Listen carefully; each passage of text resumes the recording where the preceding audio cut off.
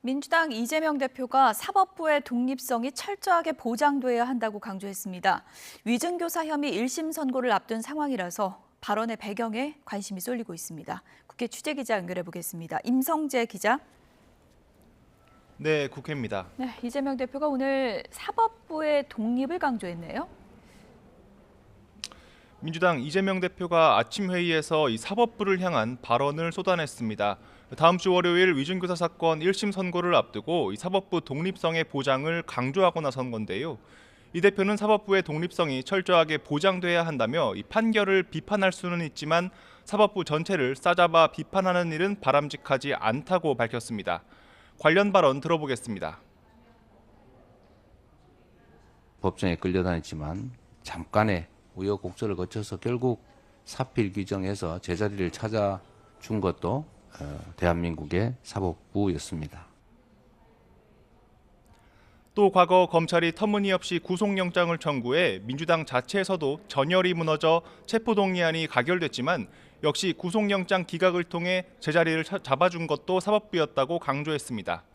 그러면서 지금 이 순간에도 인권과 민주주의의 최후 보루로서 최선을 다하는 대다수 법관과 이 사법부의 감사와 존중을 전한다고 덧붙였습니다. 이 대표가 공직선거법 1심 유죄 판결 이후 일주일 만에 내놓은 이 같은 사법부 관련 메시지의 배경에 관심이 집중되고 있는데요. 일각에선 선거법 위반 사건 1심 유죄 뒤 지지자를 중심으로 사법부를 향한 비난이 이어지는 점을 염두에 둔 발언 아니냐는 해석도 나오고 있습니다. 네, 국민의힘이 민주당 주도의 예산 심사에 불만을 드러냈다고 하는데 어떤 부분을 지적한 건가요? 일단 어제 국회 운영위원회 전체 회의에선 야당 주도로 대통령실 특수활동비를 전액 삭감하는 안이 의결됐습니다. 대통령 비서실 국가안보실의 특활비 82억여 원을 삭감한 건데 최근 검찰과 경찰, 감사원 등 사례가 반복됐습니다. 이에 국민의힘은 민주당이 국회의 예산심사권을 보복의 수단으로 쓰고 있다고 강하게 비판했습니다. 김상훈 정책위의장은 아침 회의에서 이재명 대표 등의 수사나 감사를 진행한 데 대한 보복이라고 볼 수밖에 없다고 지적했습니다. 그러면서 예산은 국민께서 이 정부의 손발을 묶고 민주당과 이 대표의 범죄를 방어하라고 낸 혈세가 아니라고도 목소리를 높였습니다. 들어보겠습니다. 민주당은 이재명 범죄 방탄 위장 집회는 중단하고 국회의 예산 심의권부터 정상적으로 되돌려놓기를 바랍니다.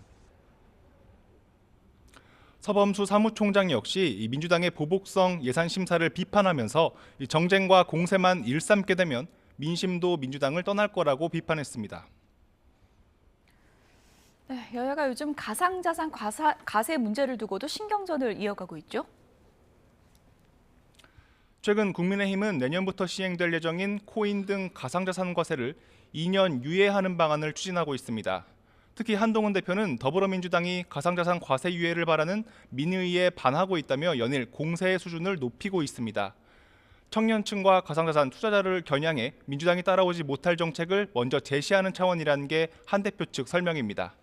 문재인 정부 시기 부동산 가격이 폭등하면서 중산층이 자산을 불릴 기회가 적어진 상황에서 그 길을 제시하며 지지층을 끌어모으겠다는 겁니다. 과거 야당이 금투세 폐지에 전향적인 입장을 낸 것과 같은 상황을 기대하는 기류도 엿보입니다. 반면 민주당은 공식적으로는 이 가상자산 과세를 예정대로 시행하겠다는 입장입니다. 진성준 정책위의장은 MBC 라디오 인터뷰에서 이 금투세와 코인 과세는 같지 않다며 이 코인은 실물 경제와 관련이 없고 이 법적 안정성과 예측 가능성을 위해 시행될 때가 됐다고 강조했습니다.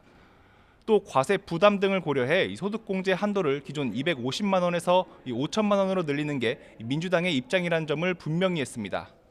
다만 최근 이재명 대표는 지도부 회의 등에서 이 코인 과세가 가능하겠느냐는 취지의 물음을 피력한 거로 알려졌는데 이에 대해 당 핵심 관계자는 이 대표가 소득 파악 등 실무적인 물음을 한 거라며 당 차원의 입장 변화는 없다고 설명했습니다.